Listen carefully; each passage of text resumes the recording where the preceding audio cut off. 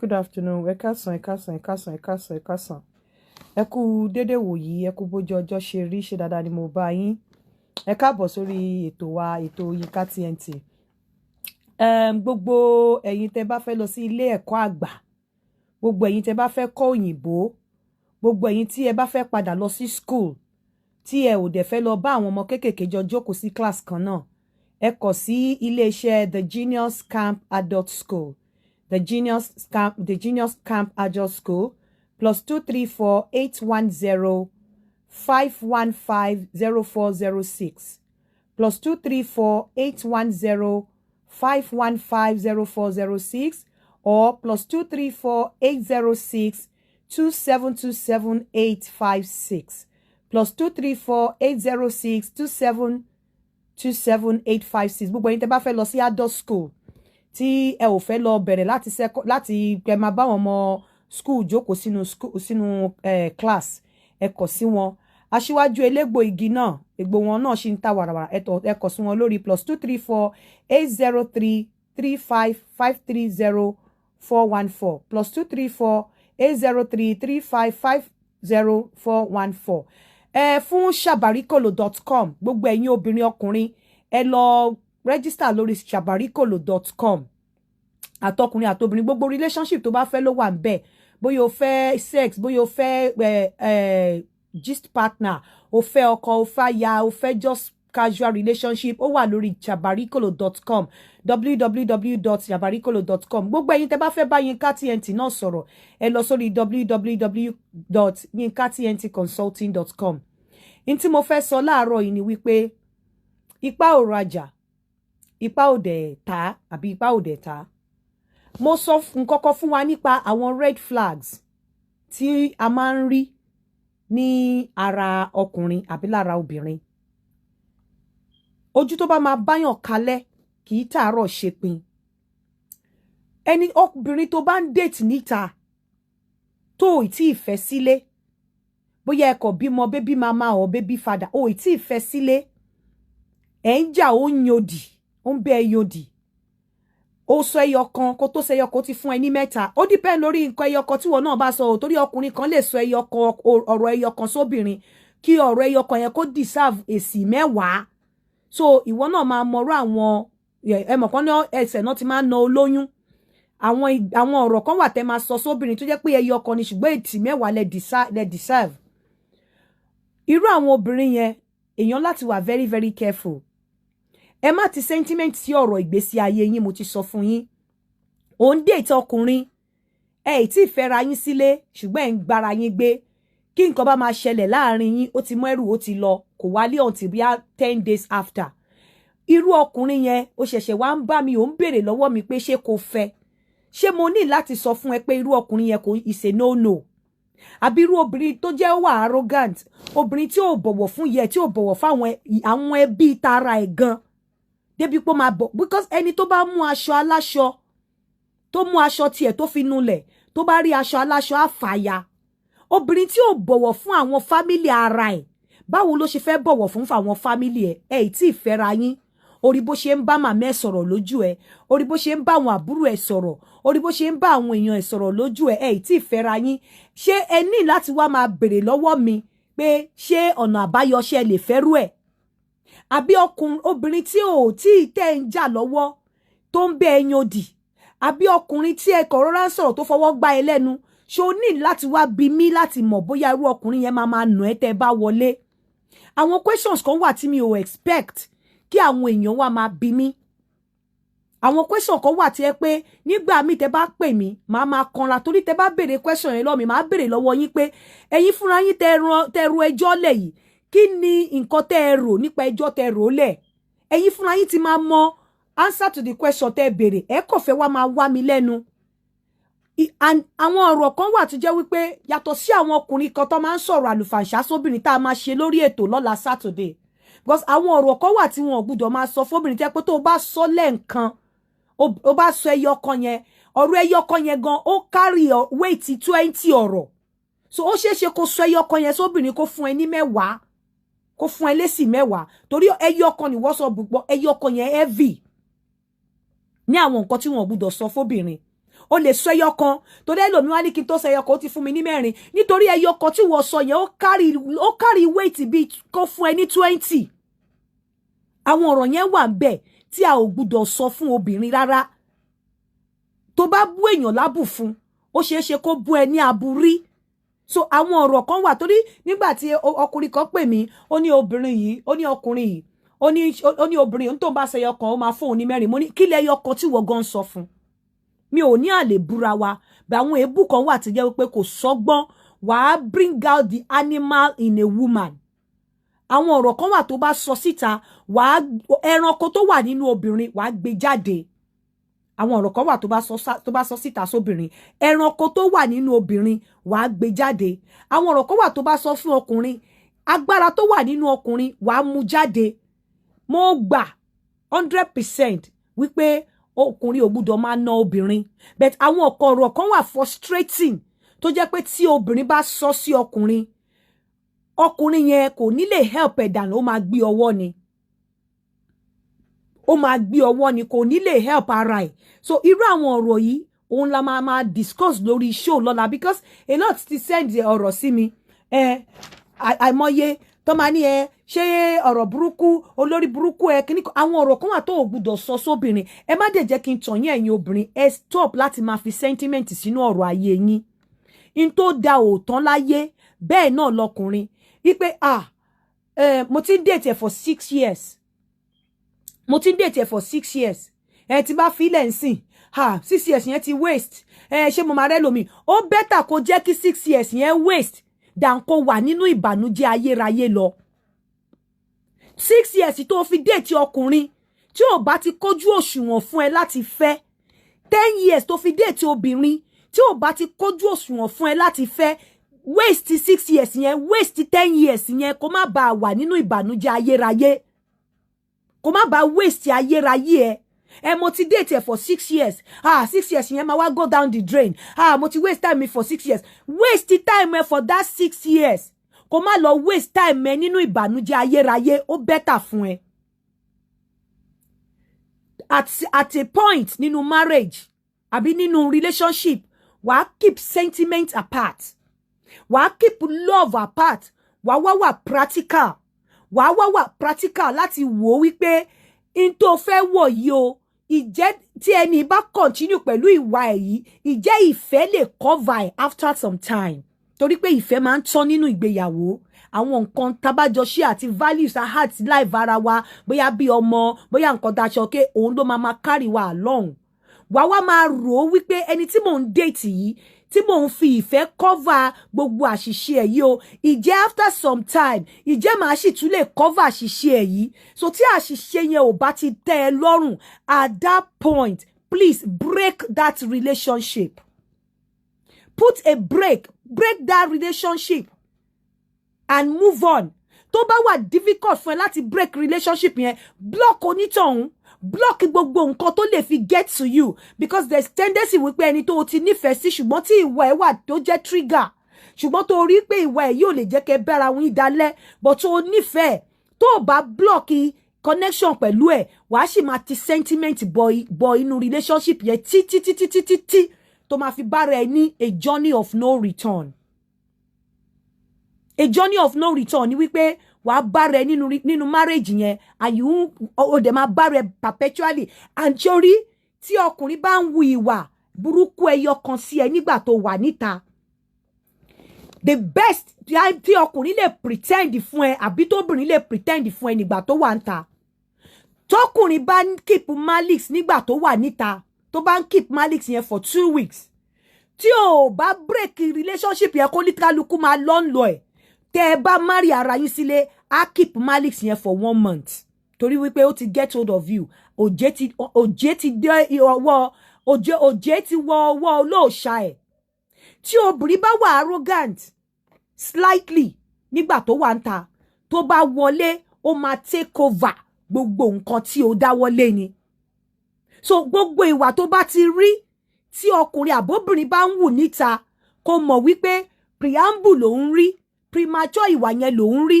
nígbà tó bá wọnú ilé gangan wá ṣẹ̀ṣẹ̀ wá rí triple ìwà yẹn so there's nothing to manage tó bá ti rí àwọn ìwà tó jẹ́ wípé ìwà yìí ṣé màá lè cope, o ìwà tó bá ti rí nínú obìnrin àbí nínú ọkùnrin tó ti ń ronú pé ṣé màá lè cope, o lè cope, because ìwà yẹn will get worse tí obìnrin bá wọnú ilé. Ìwà yẹn will get worse tí o bá fẹ́ ọkùnrin yẹn. Ọkùnrin tó ti wà made in his ways, ọkùnrin tó ti wà made, you cannot change a goat. A goat will always be a goat. O bá lọ wẹ̀ fún, kó lọ já koríko fún, wọ́n sì máa padà pa fún léyà náà ni. You cannot take a man. You can only take a man from a gutter. You cannot take a gutter from a man. What? Will you take a man from out of a gutter? You cannot take gutter from a man, because ọkùnrin tí ó níwà burúkú, ó máa fi díẹ̀díẹ̀ wọ́n níta nítorí wípé kò lè gbà òun wọlé. Ìgbà tẹ́ ẹ bá ti jọ wọlé, ìgbà yẹn ó máa wá rí 100% ìwà burúkú ẹ̀. Bẹ́ẹ̀ náà ni obìnrin ṣe rí. Tóbìnrin bá keep malice for 2 months, tóbìnrin ò bá fẹ́, tóbìnrin bá sọ pé ó fẹ́ lọ sọ́dọ̀ yẹ, tóbìnrin ti ń complain wípé ó ti lọ ń wò yẹ jù, bóyá òun lọ lẹ́ẹ̀mẹ́ta ní ọ̀sẹ̀, ó wá ń complain pé ìyẹ́ ṣá, tó bá ti wọlé ò nílé nǹkan lóṣù ló máa rí ìyá ẹ̀, because nígbà tóbìnrin bá ti wọlé, ó ti di, ó mọ̀ wípé òjé ti dọ́wọ́ òun. Nígbà tọkùnrin bá ti wọlé, ẹ ti fẹ́ra yín, and at that point ó bá fẹ́ change àbó fẹ́ bọ́ta, it's not always easy anymore.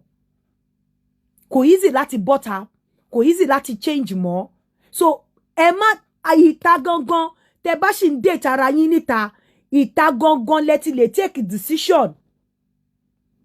Ìta gangan lẹ ti lè mọ̀ bóyá ẹ fẹ́ bára yín kalẹ̀. Ẹ má manage. There's no point managing anything.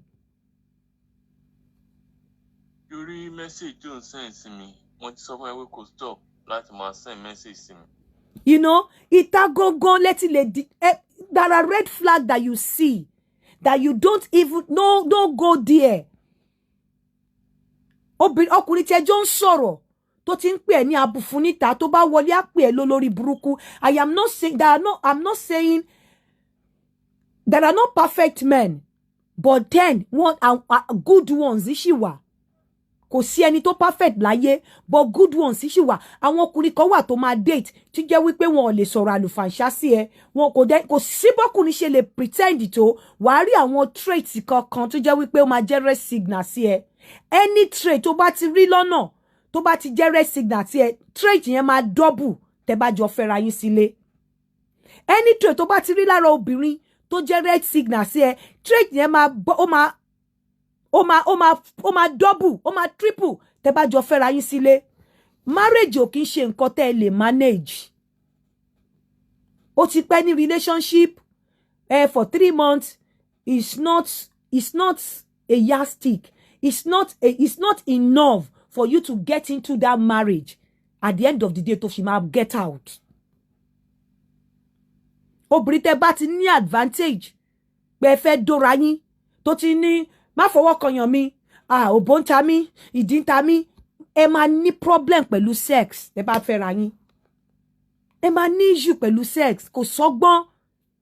Nítorí nígbà tẹ́ lè date níta, ó lè ní ìdí ń ta mí, o má fọwọ́ kọbẹ̀ yẹn o, ó yá ṣe báyìí, máa yọ̀dí sẹ́gbẹ́ kan, ó yá gbé sí láti báyìí, ó yá gbé báyìí, ó yá gbé báyìí, ó dẹ̀ rọra kẹ́dì fún ẹ. Tó bá wọlé, ìdí ń ta mí yẹn, ó máa dúró sórí òbó ń ta mí yẹn ni ò ní rí dó. I'm telling you, tó bá wọlé, òbó ń ta mí yẹn, ó ti mọ̀ pé ò lè lé òun jáde nítorí pé òun ò fún ẹ lóbòdò. But níta yẹn ó ṣeéṣe kó gbá òun sẹ́gbẹ́ pé eléyìí ò lè satisfy me sexually, kó gbá òun sẹ́gbẹ́ kó má fẹ́ òun. But tó bá ti wọnú ilé, ìdí ń ta mí, òbó ń ta mí yẹn, ẹ máa ní problem, o ò lè lé jáde, o ò ní force ẹ̀. Ẹni tó bá ti date lọ́nà, tó ti ń sọ wọn pé no, mi ò lè ṣe o, irọ́ o, tí bá ń ṣe kíní kan, ẹ ń dóra yín o, kò ṣe pé ò dórí o.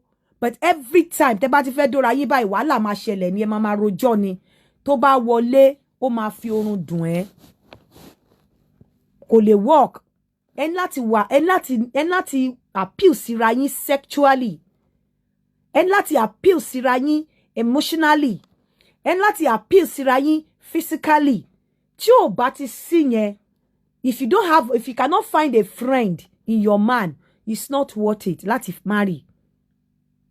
àwọn kinní yìí a lè ṣe àwọn analysis yìí kó tó di wípé a get set pé a fẹ́ fẹ́ra wa àbí a fẹ́ marriage ara wa because see tó bá ti sentiment bọ́ tó marry irú onítọ̀hún ó máa padà bọ́ síta ọkọ remain perpetually unhappy torí sentiment àwọn ará àdúgbò ẹ̀ṣẹ̀ marry ni kinní kan òun ló ṣe dàbẹ́ ni pé ńgbà míì àwọn nǹkan tó yẹ kẹ́ ti take into cognizance kẹ́ tó sọ wípé ẹ marry ara yín tẹ́ ẹ bá take into cognizance ẹ̀rẹ́ lòmíì 3 months after marriage wọ́n á túká torí pé the woman will see the real man and the man will now see the real woman ó dẹ̀ ti rí àwọn kinní yẹn bẹ̀ wọ́n overlook ẹ̀ pé nǹkan tó bá rí tó bá overlook má overlook ẹ o no matter how little because kinní yẹn tó rí kékeré tó rò bí nǹkan kékeré ni tẹ́ bá fẹ́ ra yín pẹ́rẹ́ á di ńlá mọ́ ẹ lọ́wọ́ ó kọ̀ rọra fún ẹ ní tips of the iceberg ni ó tọ́jú ìtókù ni torí pé ó fẹ́ impress ẹ ìwà tó bá ti rí tó obìnrin ń wù lọ́nà ìwà ẹ̀ ni no matter how little tó bá lóun ṣe mistake irọ́ ni original ìwà yẹn wà nínú àpò ó tọ́jú ẹ̀ fún ẹni the moment tó bá fẹ́ sílé wàá rí original ìwà yẹn wàá rí package total package wàá rí àgbé síta fún ẹ ọkùnrin náà tó bá dẹ̀ ń fẹ́ tó tọ́jú àwọn nǹkan kan fún ẹ tó wàá rí ọkùnrin tó bá wà aggressive wàá rí nínú ìwà ẹ̀ ọkùnrin tó bá máa láhùn wàá rí nínú ìwà ẹ̀ ọkùnrin tí ò bá wà responsible wàá rí nínú ìwà ẹ̀ for instance èèyàn kan pè mí lẹ́ni ó ní boyfriend wọ́n jọ ń date wọ́n jọ ń gbé bọ̀ wọ́n ì tí ì fẹ́ra wọn ìjọba ń fún ẹ lówó ọmọ boyfriend ó ń fún ẹ lówó oúnjẹ boyfriend tó bá máa ń sọ fún ẹ tó ọkùnrin ò gbúdọ̀ notice wípé ìjọba kan wà níbi kan tó ń tọ́jú ẹ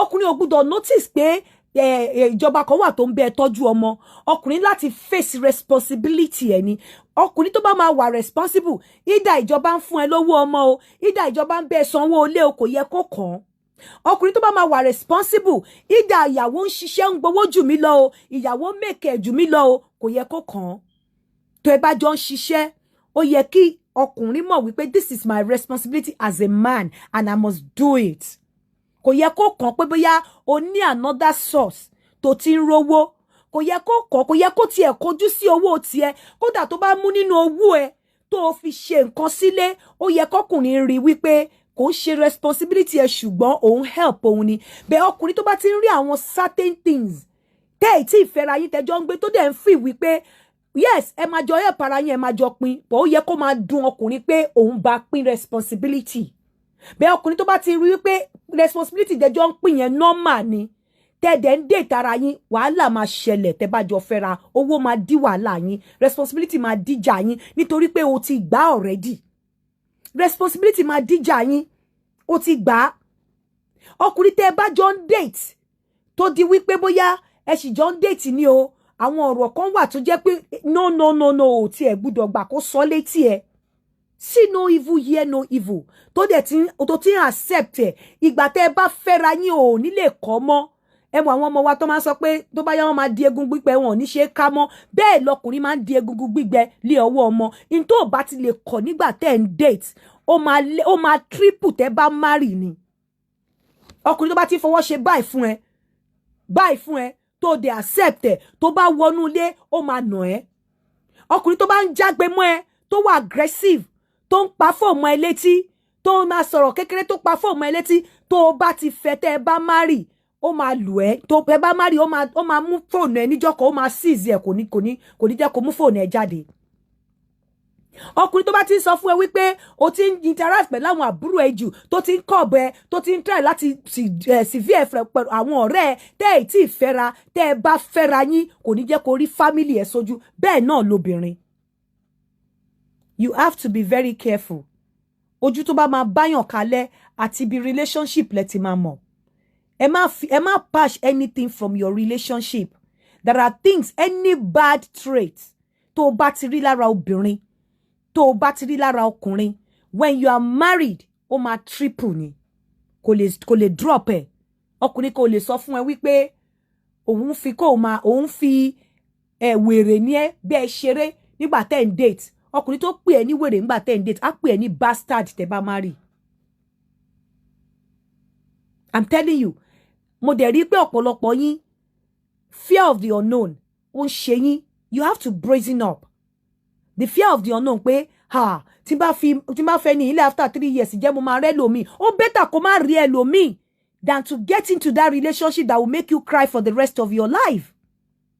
Ó better kó pẹ́. It's better to be late than ever. Ó better kó pẹ́ than never. Ó better kó pẹ́ than for you to get into a relationship that will make you cry and make you suffer and batter your emotion and take away your sanity. Ó better kó pẹ́. Ó better kó pẹ́ ju kó find ara in a hot soup. I am telling you, because these are the things. Lately, that when you sọ fún mi, I've been in this relationship for 6 years. I've been even when you are in a marriage. Tó ti rí pé marriage yẹn kò ṣe gbogbo marriage ló máa ń dá fún ọjọ́ alẹ́ èèyàn. Kò dẹ̀ ṣe gbogbo marriage ló máa ń báyàn kalẹ̀. Kò ṣe gbogbo marriage ló máa ń dá fún ọjọ́ alẹ́ èèyàn, because nígbà míì àwa ẹ̀dá a máa ń realize ara wa.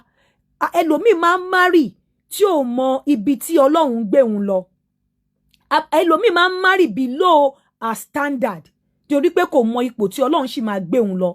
Ẹlòmíì máa ń marry below his standard nítorí pé kò mọ ibi tí Ọlọ́run sì ń rìn lọ. Irú wọn lẹ máa rí pé after some time tó bá ti marry wọ́n á ní ìyàwó àwọn ò kàwé, àwọn ń wá ẹni tó kàwé. Torí pé wọn kì í ní foresight ibi táwọn sì ń lọ. Wọ́n á wò pé torí pé love àwọn lè marry anybody. Àwọn máa marry anybody. Tó bá ní ẹni tó jẹ́ prof tó jẹ́ gbogbo ẹ̀ tí wò dẹ̀ ka nǹkan kan, definitely tó bá jọjọ́ wájú ó ṣeé ṣe kó yọlẹ̀, ó ṣeé ṣe kí marriage yẹn máa rìn. Ayé àtijọ́ àwọn bàbá wa máa ń gbà kankan, ó ṣeé ṣe kí marriage yẹn máa rìn. So mo ṣe máa ń sọ pé ńgbà mí ẹgbẹ́ ẹyẹlẹyẹ ń gbọ́tọ̀. Ìgbà mí ọkùnrin ò ní mọ̀ wípé òun sì máa dé ibì kan láyé. A kò marry bí situation ṣe warrant ẹ̀ nígbà yẹn. Nígbà tó wá débẹ̀ yẹn, a wá máa full of regret. Má dẹ̀ jẹ́ kí n tàn ẹ́. Even kó marry, ó better kó ṣe kó gbogbo àwọn nǹkan tí mò ń sọ yìí. Kó fẹ́ ọkùnrin kẹjọ bímọ fúnra yín. That bond is there forever. That bond is there forever. Even kó kúrò nínú ilé ọkùnrin yẹn, wàá sì máa full of regret. Tó bá jẹ́ pé kò ń ṣe tó yẹ kó bímọ fún ló bímọ fún. Even kó má gbé pẹ̀lú ẹ̀ kó kúrò nílé ẹ̀, wàá sì máa feel full of regret. Ẹnìkọ̀ọ̀kan wàá máa wò pé kó wá lọ meet ẹlòmíì wàá máa wò pé báwo ni ò bá ṣe dùn tó kó jẹ́ ni yìí ni mo wá bí gbogbo ọmọ mi fún. Because that bond is there forever. You can't remove the bond. So that's why you have to look well before you leap. You have to make your research. You have to really search your heart. And you have to know wípé kò ṣe tó máa bímọ fún gan tó máa padà regret ní life ni. The red flags are always there. Look out for the red flag. Ọkùnrin tó bá ti ní any kò sí bó ṣe lè kéré tó bá ti rí ó máa triple tẹ́ bá marry. Obìnrin tó bá dẹ̀ ti ní kò sí bó ṣe lè kéré tó bá ti rí ó máa triple tẹ́ bá marry. In tí mo fẹ́ gbé ọ̀rọ̀ yìí wá ni pé àwọn ọkùnrin kan wà in the attitude of wọ́n mo ti máa ń gbọ́ kí n tó ṣe ẹyọkan ó ti fún mi ní mẹ́ta. Ọ̀rọ̀ ẹyọkan nígbà míì tí ọkùnrin bá sọ ó carry weight kí obìnrin ó wọ̀ tiẹ̀ kí obìnrin fún ní 10. Ọ̀rọ̀ ẹyọkan tó máa sọ ó wọ̀ tiẹ̀ kó obìnrin fún ní 10. Àwọn ọ̀rọ̀ kan máa ń wà tó jẹ́ pé wàá sọ ẹyọkan ṣùgbọ́n ẹyọkan yẹn ó lè send obìnrin lọ sí a state of no return. So ipe kí tó ṣe ẹyọkan ó ti fún mi ní 4 torí ẹyọkan yẹn nígbà míì ó deserve èsì 30. Tóyàn bá gbọ́ níbi tí ẹni ẹyọkan yẹn bá sọ̀rọ̀ máa ní so ọkùnrin sọ ẹyọkan yìí èsì 2 péré ló fún torí ẹyọkan yẹn máa so ó máa wà weighty. Ẹyọkan yẹn máa so tóbi. The gravity of that ẹyọkan bí ẹyọkan yẹn ṣe máa tó gan ó dàbẹ̀ ni pé kéèyàn ju bọ́ǹbù kan sí àárín ìlú ni. But yet ọ̀pọ̀lọpọ̀ ọkùnrin á ní ọ̀rọ̀ ẹyọkan ni mo sọ ó dẹ̀ ti fún mi ní 3 torí ẹyọkan yẹn gan kárí ọ̀rọ̀ tó ju 3 lọ. Gbogbo ẹ̀ la máa sọ ní orí show lọ́la. Tẹ́ bá gbọ́ àwọn nǹkan tí ọkùnrin máa ń sọ síta fún àwọn obìnrin míì, àwọn ọ̀rọ̀ míì wà tẹ́ máa sọ tó jẹ́ wípé fúnrara yín lẹ máa já ìràwọ̀ yín àsọkùnrin. Àwọn obìnrin míì wà tó jẹ́ pé wọn ò ever wọ ojú ọkùnrin wọn rí. Wọn ò ever wà rude sí ọkùnrin wọn rí, bọ̀ látàrí bí ọkùnrin wọn ṣe ń sọ̀rọ̀ síta. Obìnrin dẹ̀ so sílì dẹ́ pé tí obìnrin bá ti ní ìgboyà láti máa bá ẹ sọ̀rọ̀ anyhow báyìí kò ní stop mọ́.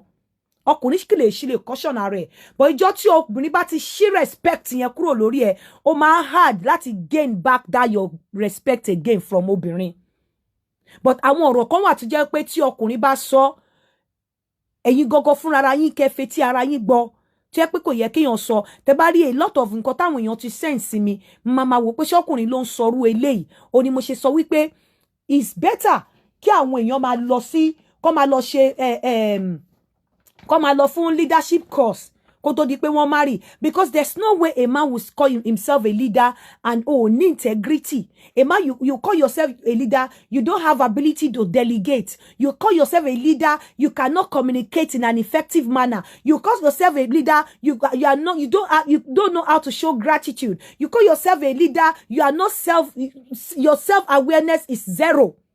You call yourself a leader, the influence. You call yourself a leader, you don't have empathy. You call yourself a leader, you don't have courage. You cannot encourage other people. You call yourself a leader, you don't have respect for yourself and for others.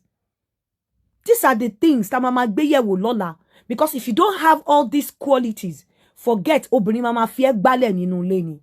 And a lot of men lack all of this. Obìnrin mama fi gbálẹ̀ nínú ilé ni. Obìnrin máa sọ ẹ́ di wọ̀ṣọ̀wọ̀ṣọ̀ because when you have all of these attributes, you would àwọn nǹkan kan wà tó so mọ́ integrity tí ọkùnrin máa ní. Àwọn nǹkan kan wà tó so mọ́ ability to delegate tí ọkùnrin máa ní. Àwọn nǹkan kan wà tó so mọ́ communication, effective communication, whereby you communicate in such that your decoder will understand what you are trying to encode. Effective communication, àwọn nǹkan kan gratitude, empathy, influence. Àwọn nǹkan kan wà tó so mọ́ tí ọkùnrin láti ní.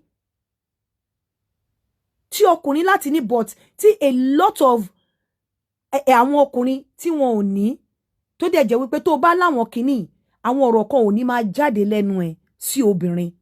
Tó bá láwọn kìíní àwọn ìwà kan ò ní máa wu ìwà kan sí obìnrin kó ká lọ́wọ́ ẹ̀. Tó bá láwọn kìíní àwọn ìwà kan, yes, ara a leader who cannot ever say sorry. A leader should be able to accept fault because you cannot be always right. Just like nǹkan tí mo ṣe láàárọ̀ yìí, bí mo ṣe ṣe, one of the good attributes of a leader nìyẹn, your ability to say sorry. Saying sorry does not mean you're wrong. But you can say sorry and still go back láti explain ara ẹ, láti explicate, láti jẹ́ káwọn èèyàn reason pẹ̀lú ẹ. But because of the rave of the moment, saying sorry does not take anything from you. But you cannot be a leader. You cannot be a good husband when you cannot say sorry to your woman.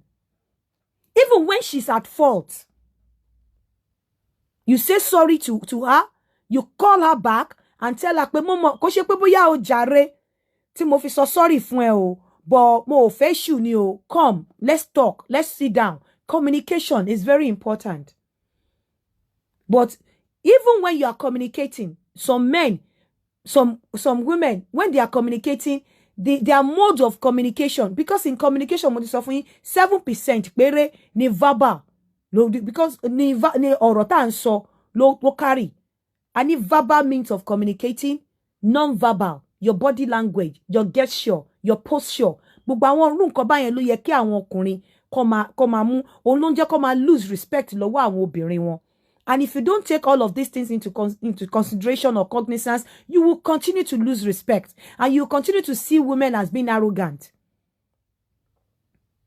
Torí bùfún ẹ ní ọ̀pọ̀lọ́ ń ké lálẹ́ odò. Whatever you don't want anybody to say to you, don't say to others. Mo mọ̀ pé yìí ni torí pé ẹ máa ń lo ego pé àwa ni head. The head, it comes with responsibilities. I've told you. Kò mí wí pé kẹ́ máa sọ̀rọ̀. Ẹ wo mo fẹ́ send nǹkan kan, mo fẹ́ kẹ́ gbọ́ nǹkan kan. While we are talking, you can call in and because surely bó ṣe ń send message yẹn sí mi. Ẹ máa gbọ́ o. Ó máa forí ara ẹ̀ gba ọ̀rọ̀ ni. Ṣé ń gbọ́? Surely gbogbo message tó ń send sí mi because mo sọ wọ́n pé o gbọ́n o dẹ̀ mọ nǹkan tó ń ṣe because tó bá gbọ́. Kọ fún opportunity tí wọ́n ní ẹlòmíì ò ní. John torí Ọlọ́run ni wọ́n fi bẹ̀. Just leave me alone. Just leave me alone. Gbogbo àwọn message tó ń send sí mi yìí, it's not my own. Just leave me alone. Sórí ẹ̀yin obìnrin tẹ́ bá ti jó lórí burúkú. Did you hear that? Ẹ̀yin obìnrin tẹ́ bá ti jó lórí burúkú. You can't speak like that to a woman.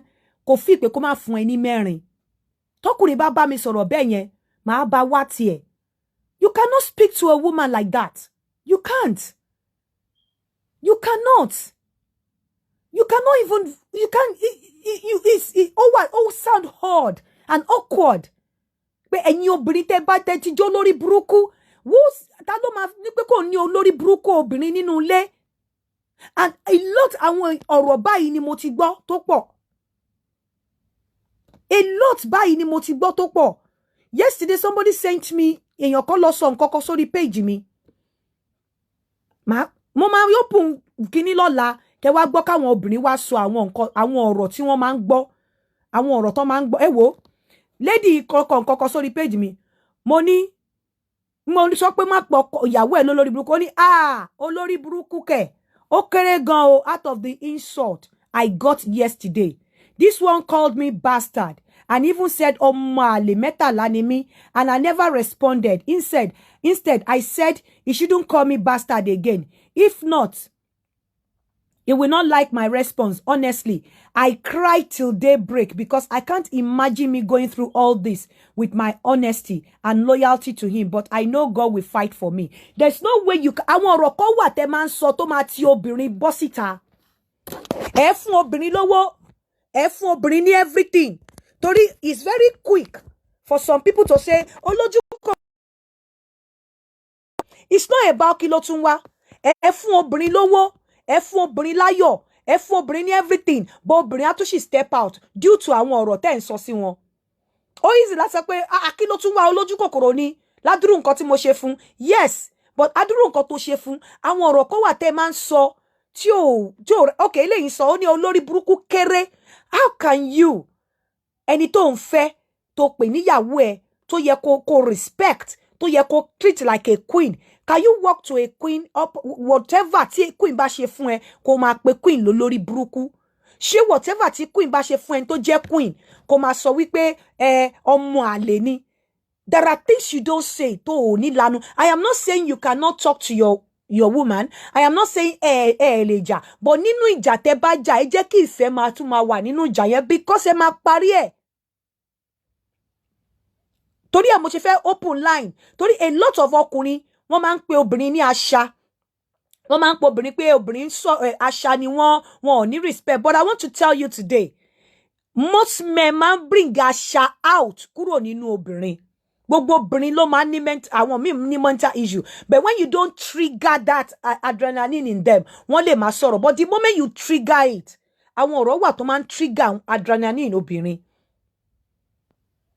Àwọn ọ̀rọ̀ míì wà tó jẹ́ wípé obìnrin ò kí ń ṣe àṣà. Ẹ̀yin lẹ bring out àṣà yẹn nínú wọn. Obìnrin tó bá máa pè láṣẹ́wó tí wàá tún padà dó. How does that feel? How does that sound? Má gbàgbé obìnrin tó ń jáde from time to time that you ridicule to subject to nothing. Tí wọ́n to subject to a non-entity. Tó dẹ̀ lọ síta, téèyàn kan dẹ̀ ń pàtẹ́. Àbí ọ̀gá abiṣẹ́ ẹ̀, ó ń ṣe ọ̀gá abiṣẹ́ ó dẹ̀ ń pàtẹ́ and everything. Àwọn ọkùnrin kan wà tí wọn ò lè ever sọ̀rọ̀ ọ̀rọ̀ bẹ́ẹ̀ yẹn sóbìnrin. And these women, they come in contact with those kind of men, and you think one ni fall. Oni mo ṣe máa sọ fún yín pé not only owó ló mú obìnrin mi necessita. Not only oko ló mú obìnrin mi necessita. Lára àwọn nǹkan tó mú obìnrin mi necessita ni ìwà àlùfàǹṣá ọ̀rọ̀ kò bá kùn gbé ọ̀rọ̀ ìbànújẹ́ wà. Ọ̀rọ̀ kò bá kùn gbé yẹn àwọn ọ̀rọ̀ àbànújẹ́ yẹn ni àwọn obìnrin máa sọ ní orí show lọ́la. Tó jẹ́ wípé àwọn ọkùnrin á lè gbọ́, ẹ̀yin ọkùnrin tẹ́ bá wà nínú attitude yẹn, ẹ lè change, ẹ lè máa caution ara yín, ẹ lè mọ̀ pé some things leader suppose láti máa sọ àwọn nǹkan kan míì síta. Ọ̀rọ̀ yẹn la fẹ́ sọ lọ́la, and I know ẹ̀yin obìnrin ẹ kúkú mọ̀ ọ̀la náà ni giveaway card tó kù mi lè ṣe lọ́la. Ẹ̀yin obìnrin ẹ láti speak out. You know why you are going to speak out? You're going to speak out for men to listen, for men to hear, for them to change their ways, the way they speak to you, the way they talk to you. Àwọn mi tó yẹ pé ọ̀rọ̀ yẹn ti di egbò sí inú wọn tó jẹ́ wípé anytime tó bá ti rántí ọ̀rọ̀ yẹn ìbànújẹ́ ni. Hello? Ẹ sọ̀rọ̀ sókè. Hello, ẹ sọ̀rọ̀ sókè. Ẹ káàsán yẹ. Ẹ káàsán. Hello, mo ń gbọ́ yín, ẹ káàsán o, ẹ káàsán. So àwọn ọ̀rọ̀ yẹn ẹ máa gbọ́rọ̀ yẹn látà ẹnu àwọn obìnrin lọ́la. Àwọn ọ̀rọ̀ yìí ń fa ìbànújẹ́, àwọn ọ̀rọ̀ yìí ń tì wọ́n síta torí pé ẹlòmíì nínú ilé tó ti ń bọ̀ wọn ò bá sọrú ọ̀rọ̀ yẹn rí. Òbí ò sọ̀rọ̀ bẹ́ẹ̀ yẹn sí rí. Bàbá ò sọ̀rọ̀ bẹ́ẹ̀ yẹn sí rí. Àwa délé ọkọ, ọkùnrin àwa máa nù ní àwọn ọ̀rọ̀ yẹn. Àwa máa nù nínú àwọn ọ̀rọ̀ yẹn. Àwa dẹ̀ wá lọ bọ́ ẹlòmíì níta, ẹlòmíì ò ní nù nírú ọ̀rọ̀ bẹ́ẹ̀ yẹn. Irú àwọn ọ̀rọ̀ kò ń ṣe owó nìkan ló ń ti obìnrin síta. Kò ń ṣe okó dídó nìkan ló ń pe obìnrin síta. Àwọn ọ̀rọ̀ tá à ń sọ fún wọn gan tí wọ́n síta torí àwọn ọ̀rọ̀ yẹn máa sọ wọ́n di àṣà. Àwọn ọ̀rọ̀ yẹn máa jẹ́ kó wà hardened, ó máa jẹ́ kí ọkàn wọn le dídídídí. Hello, mo ń gbọ́ yín.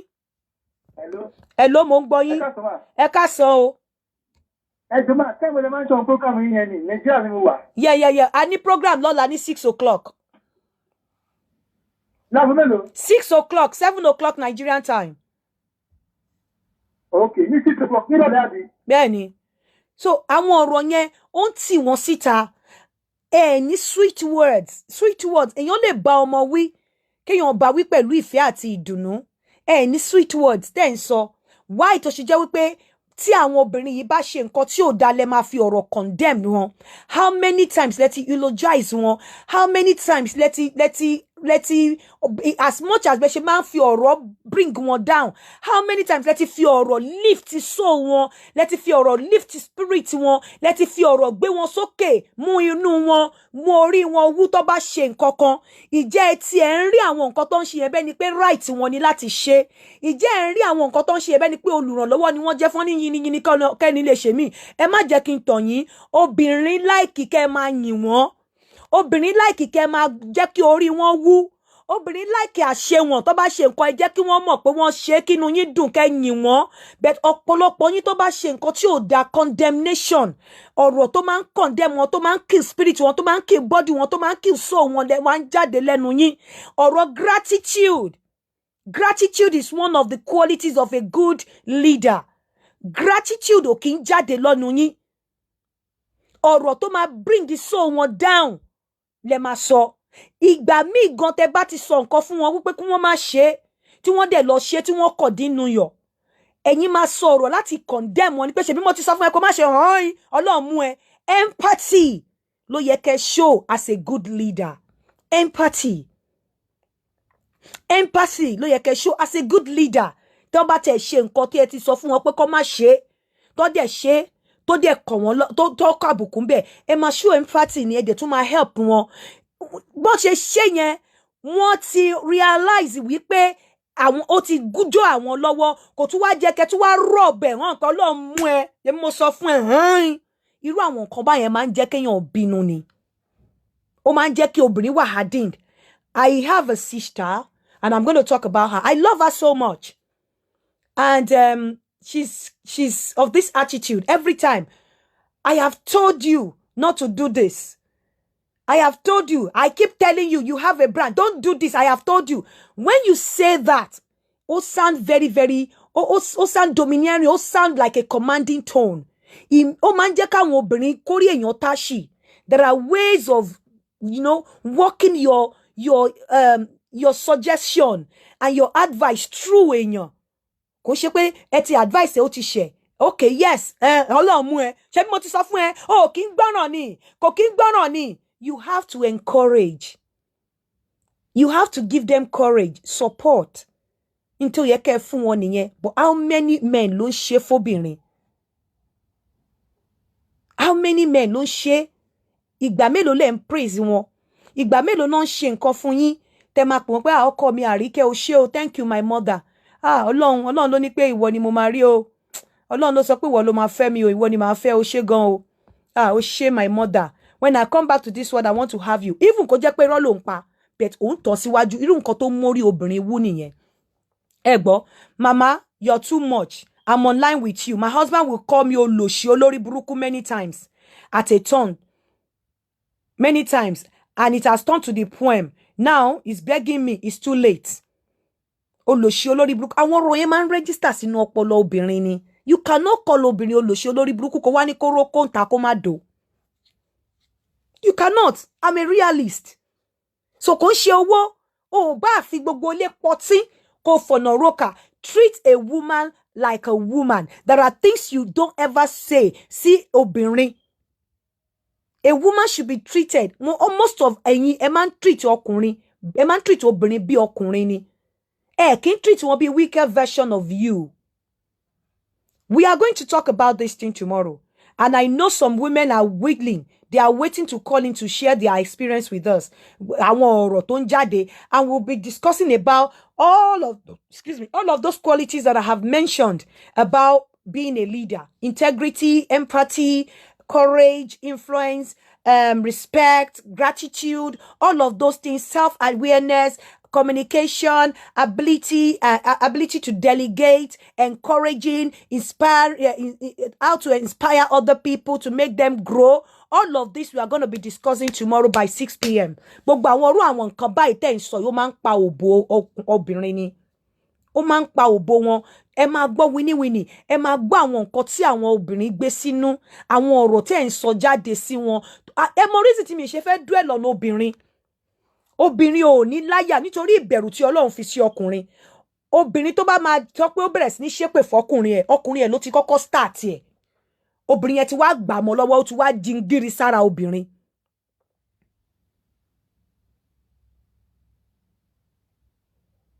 Ó ti wá jingiri sára obìnrin.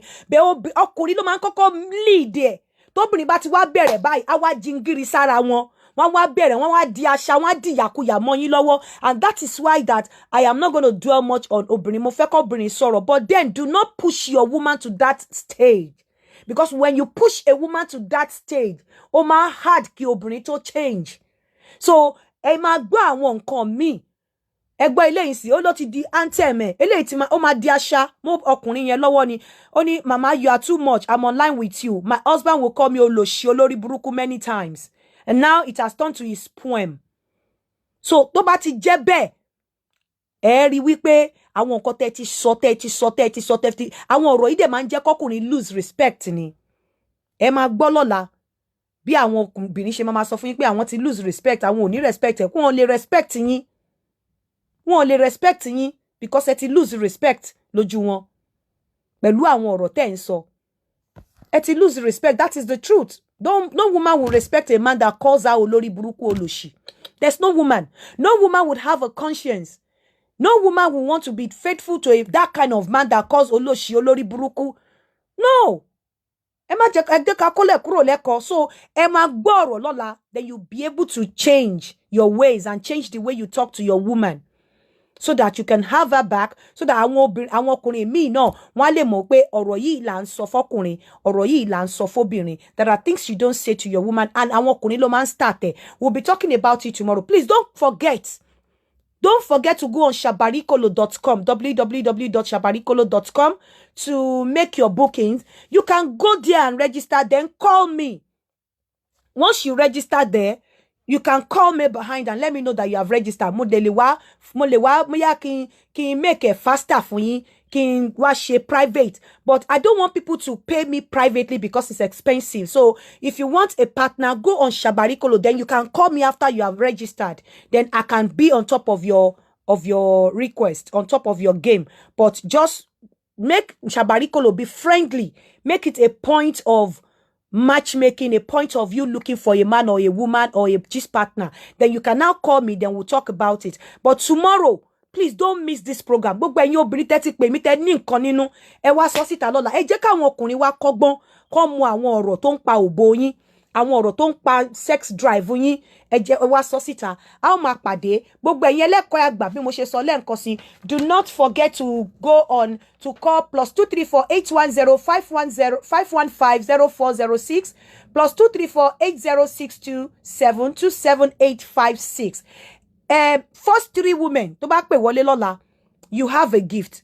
ẹ̀yin tẹ́ ṣe last time pé gba gift yín, so you have a gift for me, but make sure you are factual, make sure pé òtítọ́ ló sọ. So we will talk about it tomorrow. Ẹ má gbàgbé gbogbo ilé iṣẹ́ Danabix, àwọn èèyàn ń ra ilẹ̀ oní 550 yẹn, àwọn èèyàn ń ra gan o, èèyàn kan ti ra 6 plots lọ́wọ́ mi lé níwájú Ọlọ́run àti ènìyàn. So ẹ má gbàgbé láti pe Danabix lórí +234 904 779 7352. Gbogbo ẹ̀yin tẹ́ fẹ́ ra bèbè, tẹ́ dẹ̀ fẹ́ ra top up, ẹ má gbàgbé láti pe Yomi sórí +234 909 1200 467 +234 909 1200 467. Bọ́sẹ̀ gold, gbogbo gold tẹ́ rí mi tí mo lò yẹn, ọwọ́ Bọ́sẹ̀ gold ni o, irin gidi ni, kò ṣe panda o, èmi ò ń wọ panda, anything tí ò bá kí n ṣe irin, títí kọ́ra yìí tó wà létí mi, tó wà nímú mi, tí ò bá ti kí n ṣe gold ẹ̀ lè rí lára mi, kì í ṣe gbéraga, ó máa ń jẹ mí lára ni. So anything tẹ́ bá ti rí tí ò bá ti kí n ṣe gold ẹ̀ lè rí lára mi, ẹ pè Bọ́sẹ̀ gold sórí +49 +49 151 6367 7159 +49 151 6367 7159. Orin mi máa jáde before the end of the before weekend, ó máa jáde. Ẹ jẹ́ ká pàdé lọ́la níbi tí a ti máa sọ ọ̀rọ̀ yẹn jálẹ̀jálẹ̀. Ẹ̀yin first 3 obìnrin tó bá pè, ẹ ní gift lọ́wọ́ mi. Ire o, ó dàbọ̀.